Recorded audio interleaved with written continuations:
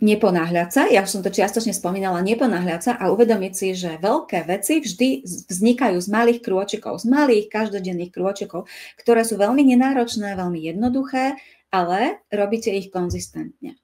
Preto odporúčam naozaj nevrhať sa na všetko naraz, nechcieť všetko spracovať naraz, nezahlcovať sa tým, pretože z toho naozaj vyplýva často aj únava, vyčerpanie doslova, aj vecami, ktoré vás nadchýnajú, ktoré sú pozitívne, ktoré vás bavia, pri ktorých sa učíte nové veci, aj takých sa môžete presytiť. Hovorím z vlastnej skúsenosti.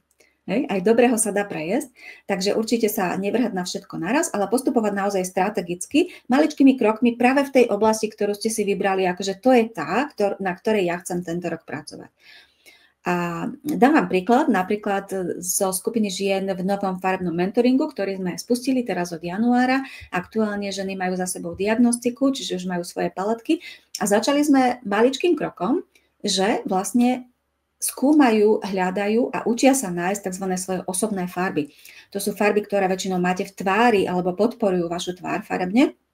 A robia to tak, že pozorujú svoje oblečenie, pozorujú veci, farby vo svojom šatníku, skúšajú si ich, fotia sa, vnímajú, naciťujú si to, pretože len takto pochopia, len takto zažijú, len tak si to spracujú a len vďaka tomu potom pochopia aj tie ďalšie kroky, ktoré za tým nasledujú.